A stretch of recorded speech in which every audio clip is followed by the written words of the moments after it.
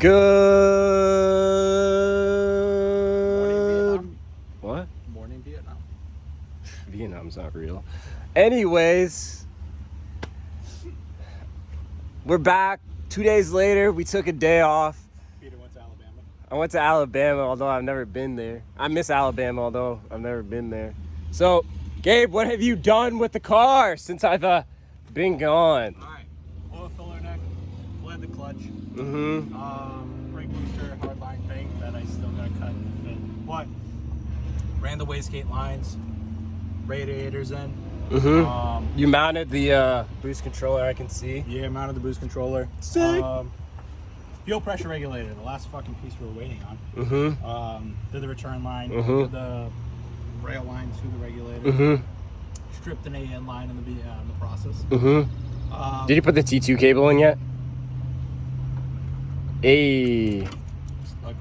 I forgot to fucking bring the old harness so I could take the old connector off the. It will still work. Gonna text you on that too. Yeah. We'll get it when we get the timing light at my house. Yeah, so all that's really left to actually make this car run is the ignition sub harness. Did you get the screws in the fuel pump all done? Yeah. Yeah, so that's done. Yo, what's up, bro?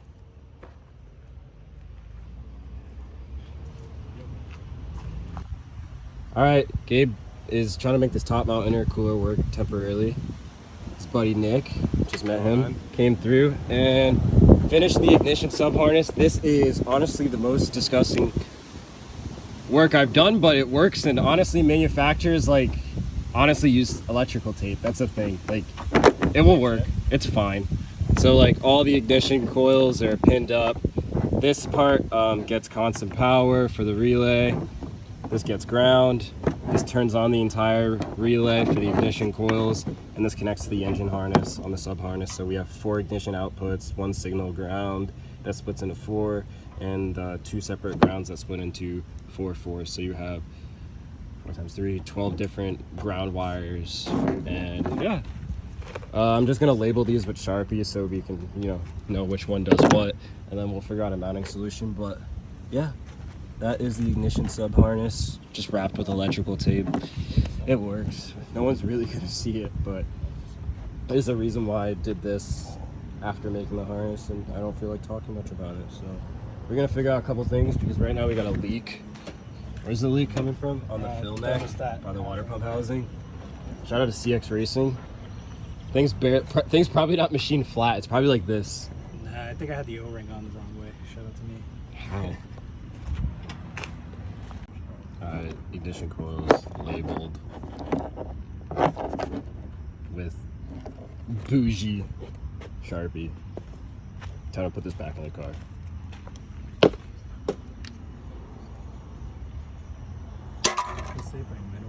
You don't even need tape.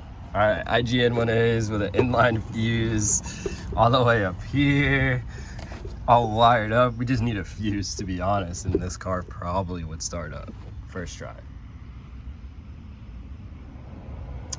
Yo, dude, we should get a fuse. You gotta get a fuse and you gotta time the cast. True. So you might want to go home and grab that timer mic. Alright, some things. I depinned this from his old Series 5 harness that was pretty trash when he got the engine and imported. Not like we were going to use it, but this saved us so we could actually... I depinned it. I cut it off and I depinned it. And I'm going to fix it I want it off the harness. Over there. So I'm gonna repin it and then we should be good and the TPS won't fall out. So yeah, rad. Alright, I did the ignition test and the spark plugs are firing. I had no idea what Gabe's trying to do. He's just being a weirdo. So yeah, we made the top mount intercooler work on this turbo, which is weird. What do we have? What are you trying to do? Putting on the little fucking compression tube. You don't even need that for the first startup. It's probably not ideal to have it on for the first startup. You're just gonna regret everything? Yeah, I already do. Wait, did you run a map sensor to the ECU? Yep. It's plugged into the ECU? Yep. Alright, cool. So yeah, that's done. That's hooked up. We have all the essentials to start the car. Except for the fact that the coils aren't mounted. Once the coils are mounted, this car is like actually ready to just drive. You don't need mounted coils to drive. You can zip tie. That's how mine were for months. I'm not even kidding. That's how mine were for months. I drifted 2 events like that. Yeah, Peter. All right, ready? All right, depress the pedal completely, and I'll tell you when you can let off. I gotta depress it? Yeah. Fucking likes you. To the floor. Oh. That kind of depress. Yeah, not my kind of depressed. All right, ready? All right, depress it. Oh. I didn't hook it up. Oh. Press it. Is it fully? Yep. Let off. Alright, 1 sec. Let me just save this. I have to. Nick, can you put some more coolant in that funnel? Press the TPS and give it 100% throttle. Oh, yeah, it works. Okay. Nice. Alright, everything's calibrated except for the wideband, but we don't need it in the ECU right now for the first startup. For ignition. That should be good. For ignition, we'll just go under lambda. So like if you are using IGN1As or LS coils, these are the settings you want. But if you're using like FC coils or FD coils, you want this at 180 degrees before top dead center for your offset, and then you'll adjust it through the CAS. So yeah, it should hopefully start up first time with no problems. Might run a little rough, we'll see. So yeah. All right, ready? Go.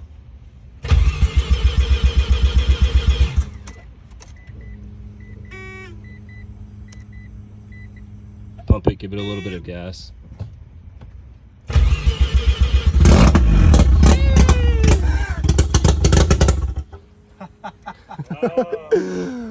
Oh boy. All right, ready? All right, Try go. that again. Shit, do I have premix in the tank? You've been premixing the car the whole time, right? Yeah. Matt, pull more tension on it.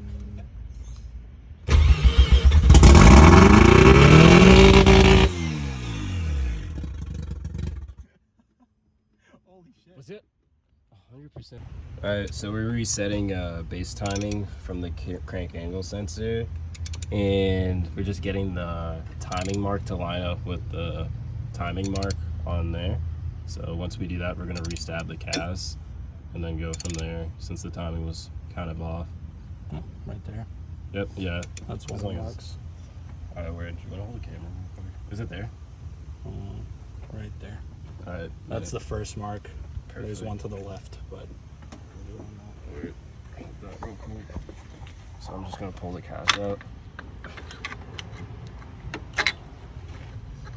And pretty much what you see is there's a dimple here and that mark. So it'll look like that. And you just want it as center as possible when reinstalling it. And you should be all good to go.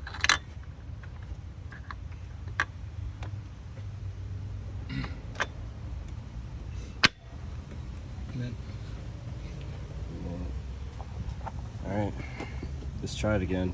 We might have to play with fueling a bit, but Huh? we're gonna have to play with fueling a bit. I don't know. I think it was running a little rich, not too rich though. So we'll see. Ready? Yeah, go. Remember throttle?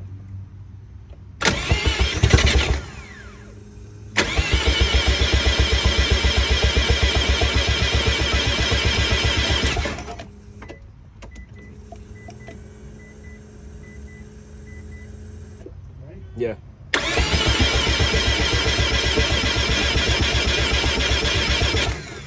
Alright, we had a mixed up spark plug.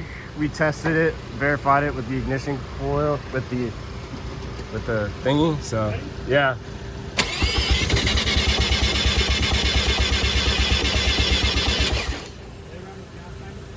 What? Yeah, sure. There. Yeah, I'll just back it out a little bit. Alright, go.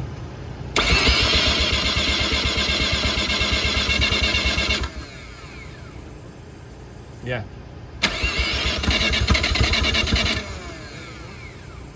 I have it rotated all the way to the right.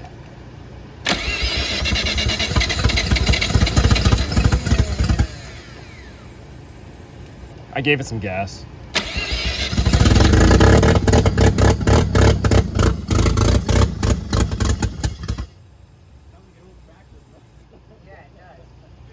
Alright, we're marking this so we can actually set base timing. Alright. He came in, I saw him.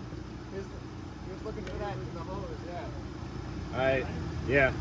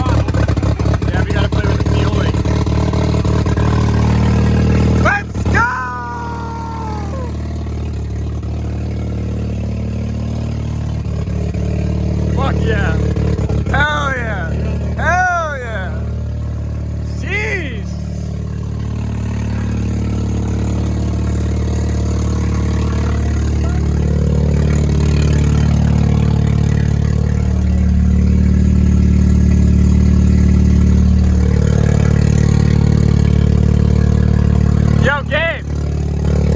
The boost gauge isn't reading anything. The boost gauge isn't reading anything. Is it hooked up? It should read negative. I asked you if there's any vacuum leaks.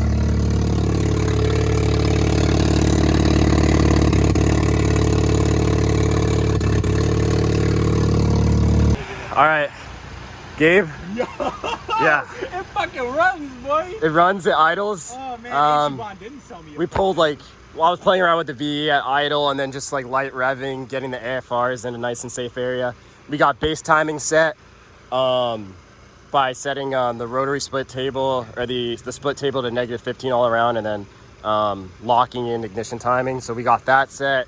Wiring's all good. All the vacuum lines are good, although the boost gauge isn't reading anything. So My dumbass didn't fucking put in the fuel pressure regulator, dude. oh yeah. So that the fuel pressure regulator. Oh, that was another reason why it was probably running super weird. Yeah. Do you want to hook that up? Yeah, we can hook that up. I will be right back though. I'm gonna run to my storage unit real quick, grab that fan, so you can throw that shit. You mind if I come through? Yeah. So I can be in a coldish environment. Gabe, what are we grabbing? Coolant fan. And what else? That's it actually. Word. Coolant fan. Yeah. So I can throw on the shroud cooling fan so we can Bleed the dial in coolant and dial in the tune. Oh, shit. I forgot how to open doors, you know. Shit, bro. Here in my garage. Sheesh. Yeah, you know, NA motor. Has it sold yet? I haven't even posted it up for sale. Wasn't that guy gonna buy it? Fucking, I haven't seen him yet. I haven't seen him at advance yet. Yo, guys, if you need an NA motor that has, honestly, probably okay compression. Honestly, bro, the fact that literally this thing survived me, because I was trying To blow it up. And it didn't to get blow shit up. to break, but no, it didn't. Do we need the bracket for the throttle cable? Oh shit. Yeah, get that. So we got that. We're gonna get the bracket for the throttle cable. And we might take it underneath its first journeys. I gotta disable the IAT in the tune until we drill and tap. Do you have a drill and tap for a 3/8 MPT? 3/8 MPT. I only have a 1/8 at home.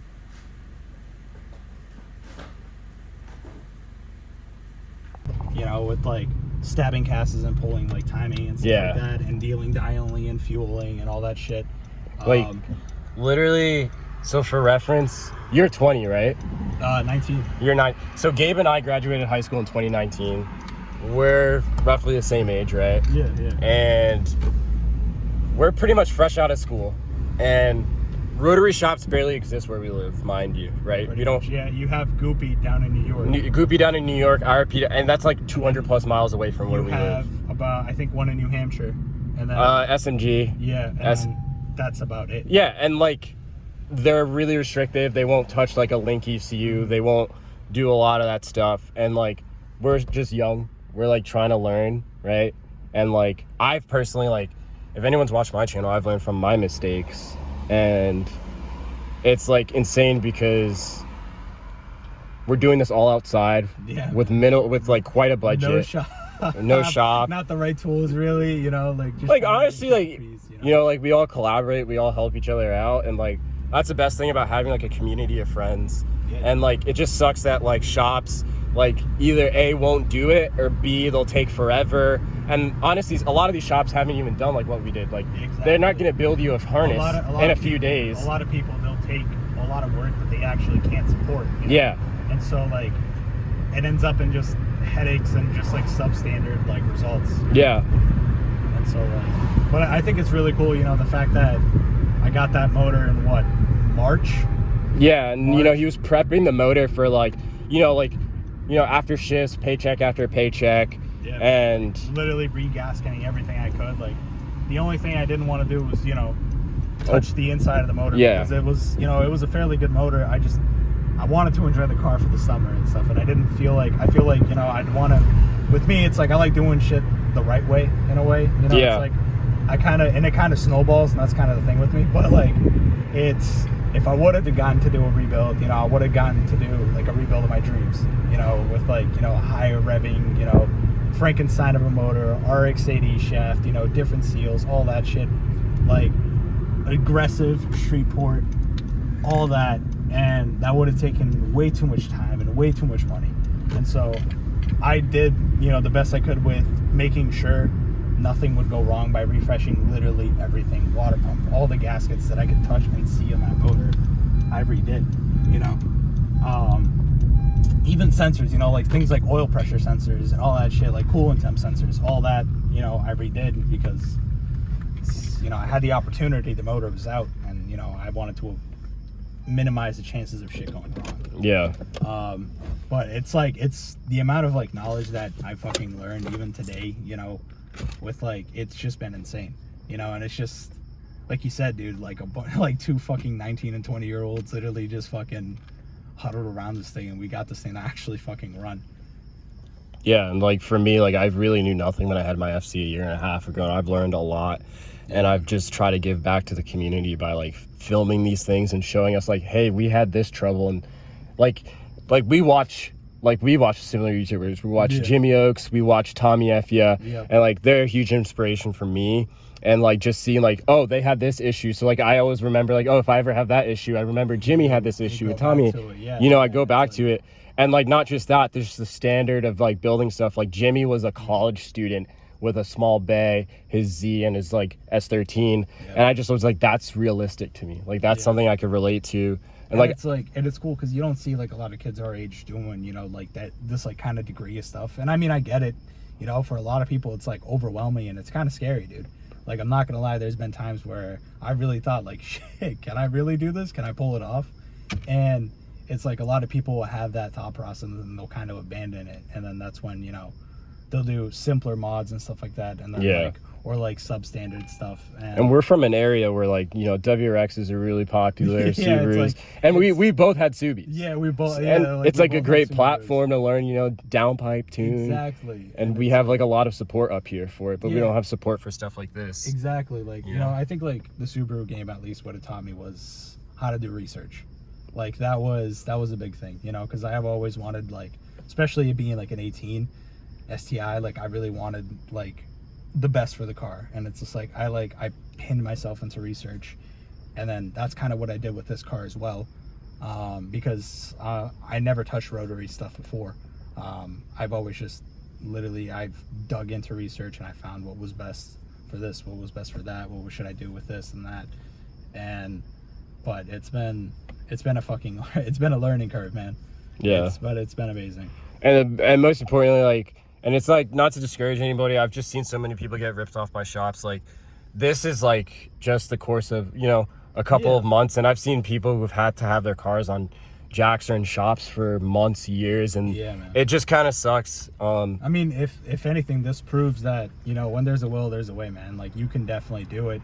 Like, I live in an apartment building, dude. I don't got place to work on my car. Yeah. Like, you know, it's all I rented. You built that motor in a storage unit. I built that motor in a storage unit, you know, and it's like I did the swap in like my dad's like lot where he parks his trucks. You know, it's like, and you know, when there's a will, there's a way. Like, I always envy people with garages, man. And it's just like, you're always welcome to use mine. Thanks, man. Thank you. But you know, it's a whole process, and you know, I want this to like serve as, you know, like kind of an encouragement to people that, you know, if you want it, you can do it. Yeah, you know? For sure. All it takes is, you know, the right amount of research and the right people around you and stuff like that, helping you out and guiding you through. And you know, don't be afraid to reach out for help, dude. I've talked to FC dudes in California, because it's like, before I met Peter, that was the only people that I knew. And it's like, I reached out to a bunch of people over Instagram, you know, it's like, and it's been helpful, you know, just reaching out and getting people to help out and stuff. Yeah, for sure. Yeah. We're gonna button up definitely a couple things tonight, and hopefully in the next episode we'll be taking this to the dyno. And or maybe doing a little street run on the base too. Yeah, we'll be like, you know, covering some tuning stuff, and maybe I can show you guys, like, you know, what I know about, you know, rotary tuning and the specific stuff, because a lot of people are scared of it, and it's not that bad. Well, that's what I was saying. Yeah, like, I was really terrified of, you know, rotary stuff, just because it is an engine that's like higher prone to pre-ignition, or not higher prone. It's not forgiving about knock. It's not like forgiving about pre-ignition. You know, it's like a normal piston engine and stuff like that, where you do have some knock. It'll be fine. The thing is, it's if you have some knock in a rotary engine, it will. It only knocks once. That's the truth. Yeah, it will pinch an apex seal, and it will destroy that motor. You know, and so like, that's what I was always so worried about. But you know, it's proven, it's unraveling itself, and it's proven to, you know, be working and stuff. Hell yeah. Yeah. Anyways, I'm gonna try to film as much as I can, and yeah, super happy that we got this much done today, for sure. All right, so we got the throttle cable on, we got the vacuum line for the fuel pressure regulator on, we got, what else did we do? Brake boosters on, brake booster hose, battery. Yeah, just buttoning up. So let's see if it starts up first try.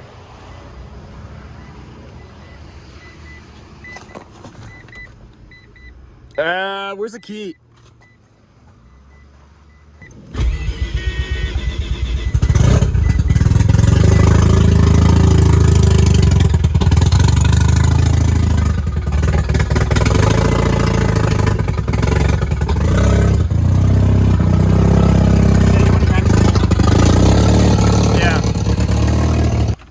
Cleaning up some stuff in the interior.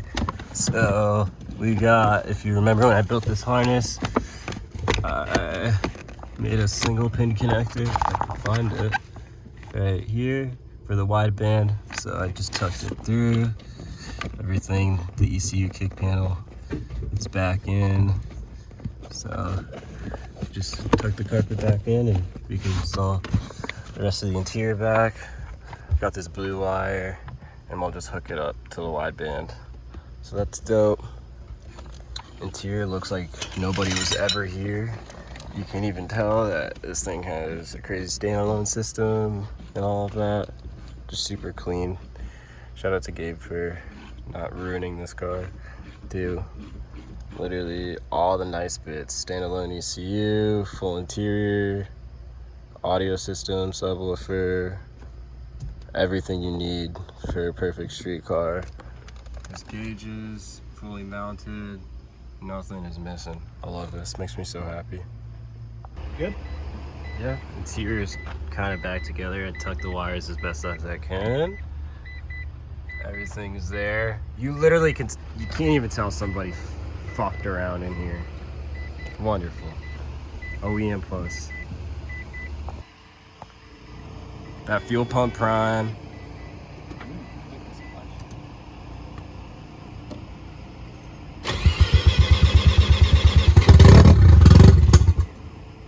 Give it a little bit of gas. Pause. A little bit of gas. A little bit? Yeah.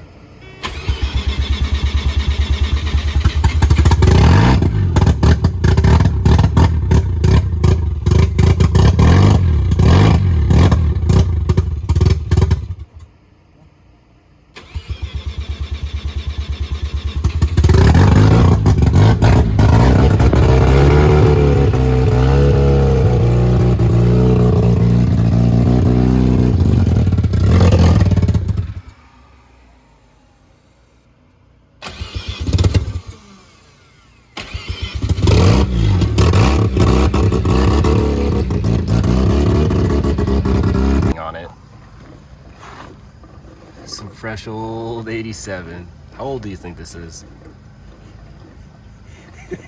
Probably how much shit's in here? Probably like 3 years.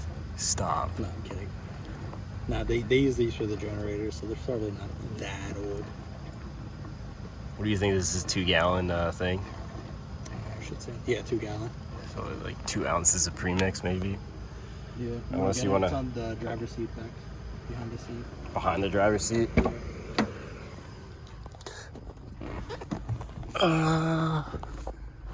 Premix.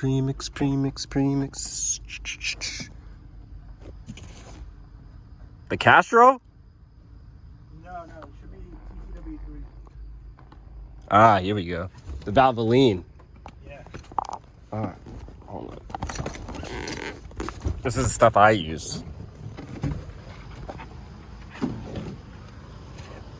think I got a little mix of splinter over. Did you have the rotary bumps kit? That's what I have. Best thing ever. Shit. It's supposed to be like it's a marine thing. Right, we got 2 ounces of premix right there. What is it?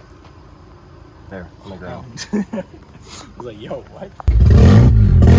We hook up the vacuum line and the fuel pressure regulator, and this thing does not want to run. If we can get it to move 15 inches, I'm cool with that. Damn it. Damn.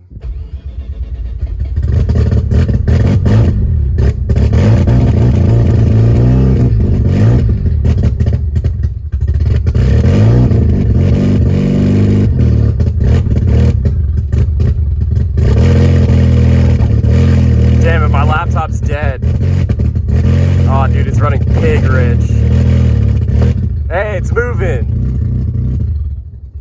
Hey, it moved. Oh my god, I wish my laptop didn't die. Damn it. That sucks. Alright, well that's it. Call it quits. Tomorrow We'll call it quits.